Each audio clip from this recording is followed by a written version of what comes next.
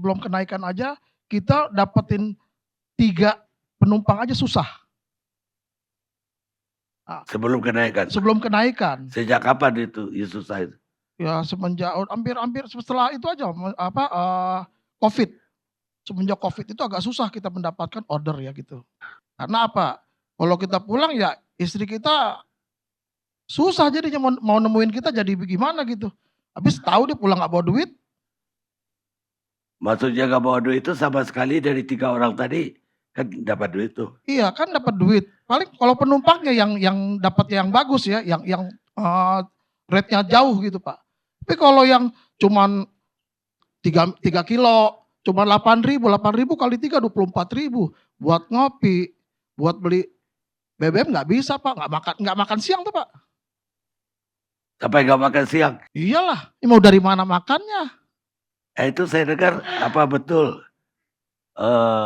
pengemudi ojol yang ikutan demo sekarang dimata-matain oleh aplikator. Memang benar. Ada yang seperti itu Pak. Dulu juga pas kita berserikat, kita ikut May Day, itu ada satgas-satgas Pak. Itu foto-fotoin kita, saya panggil polisi. Kami sudah berserikat, kami punya kekuatan hukum, saya bilang begitu.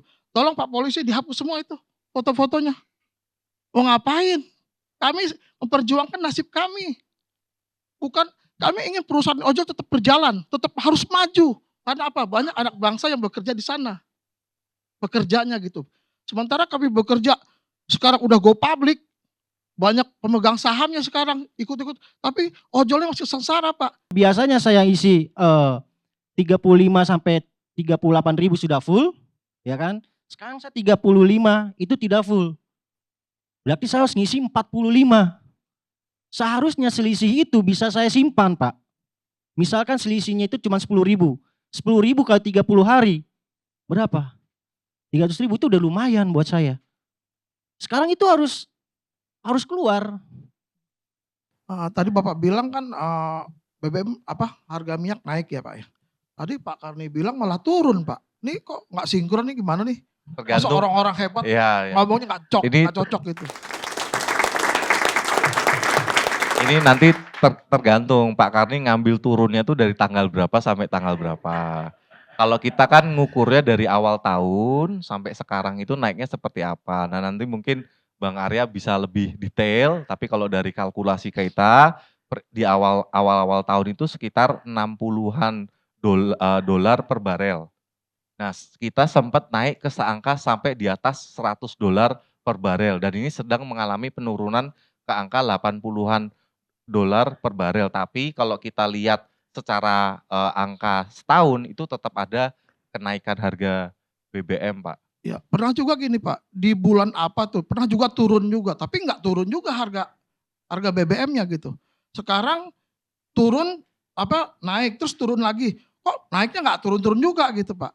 Terus juga mengenai BLT tadi 600 ribu selama 4 bulan. Kalau dihitung 150 ribu sebulan. Kalau sehari 5 ribu, nggak juga bisa membantu kita Pak. Itu bukan bantuan tuh Pak, aja kita sengsaranya sebulan, dibantunya cuma 5 ribu, nggak cocok. Beli tempe aja nggak dapet Pak. Anak saya jajan aja nggak 5 ribu. Gitu Pak. Ya Pak, jadi ini kita akan mengacu Pak, kan yang kita tidak bisa mengambil kebijakan dari pengalaman pribadi satu orang Pak. Jadi tapi ini kan real Pak. Betul, ini real kehidupan rakyat kecil iya, Pak. Iya Pak. Nah yang dilakukan. Yang kita pilih Bapak di atas itu dulu kita pilih jadi presiden, jadi DPR semuanya itu kita pilih. Kita ikhlas memilih. Tapi kok nyatanya begini kita disengsarain. Jadi yang menjadi dasar dari kebijakan dari pemerintah itu mengacu pada survei yang dilakukan oleh BPS. Jadi kan BPS kan yang melakukan survei seperti apa pengeluaran dan kondisi ekonomi masyarakat Indonesia dari Sabang sampai Merauke. Nah dari survei tersebut Pak, pengeluaran rata-rata masyarakat yang dalam kondisi miskin itu 2,4 juta per bulan. Ini masyarakat, kalau yang pendapat pengeluarannya di bawah itu, mereka masyarakat miskin.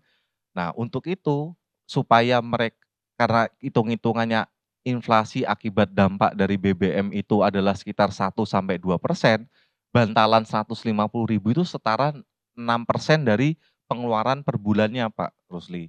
Ini kita berharap bantuan ini bisa meringankan beban dari masyarakat Pak Rusli. Kita tidak karena bantuan sosial itu bukan upaya untuk mengeluarkan orang dari kemiskinan, Pak. Bantalan sosial itu hanya untuk mencegah mereka sampai kelaparan, mereka betul-betul sampai jatuh ke miskin ekstrim. Kemarin aja sebelum ada kenaikan BBM Pak ya, rata-rata ojol ini BPJS-nya itu mandiri Pak. Karena kami tidak dibayarkan oleh aplikator, ya kan teman-teman ya. Nah, akibat itu aja Pak, banyak teman-teman ojol yang nggak bisa lagi ikut BPJS tersebut Pak, karena nggak bisa bayar. Sehingga apa, nggak bisa berobat.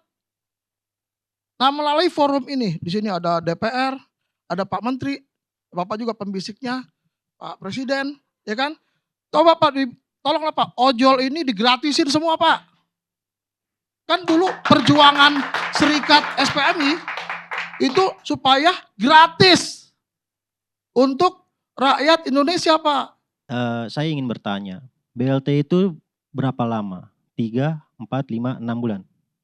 4 bulan Pak, 4 yang bulan, untuk oke. Itu 4 bulan, sebulan 150. Ya. Sekarang pertanyaan saya, itu kan hanya 4 bulan, sementara.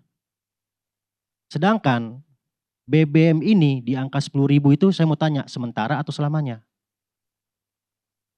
Jadi, oke. Nah, itu sebentar, itu satu.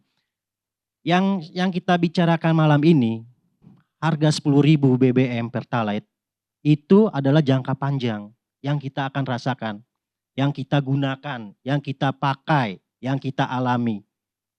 Lalu diganti dengan BLT yang hanya 4 bulan, kira-kira gimana logika buat kita ini? BLT hanya 4 bulan. Sedangkan BBM ini kita gunakan seumur hidup. Kalau BLT-nya seumur hidup, oke, masuk, jos. Gimana? Terima kasih.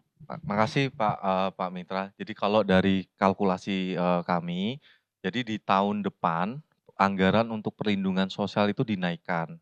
Jadi angka dari 430-an triliun menjadi angka 470-an triliun. Artinya program-program perlindungan sosial seperti bansos, seperti PBI, BLT dana desa, termasuk program sembako itu dinaikkan, naik sekitar 11% untuk anggaran tahun 2023. Orang Indonesia yang miskin tuh ada 70-an%. Saat ini Pak, jumlah orang miskin di Indonesia itu 9,5%. Jadi mungkin dalam goncangan-goncangan sekarang kita merasakan ketidaknyamanan. Tapi kalau kita lihat dari jangka panjang, sebetulnya masyarakat Indonesia itu makin lama makin sejahtera. Di Hari Bank Dunia itu garis ambang batas kemiskinan itu per hari ya, itu $5,5. Sementara di Indonesia masih bertahan dengan 18.600 per hari. Artinya ini kan rendah sekali penghasilan 18.000 per hari dibanding $5,5. Lah, dan itu sekarang sejak zaman Pak SBY sampai hari ini angka itu nggak pernah berubah. Padahal tiap tahun ada inflasi.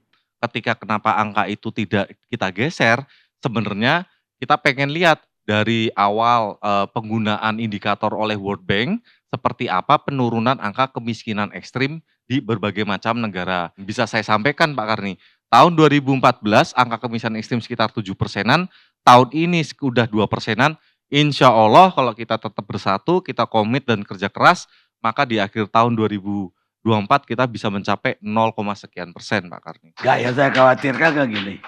Kalau kita pakai patokan Bank Dunia 5,5 per hari, maka angka kemiskinan itu naik.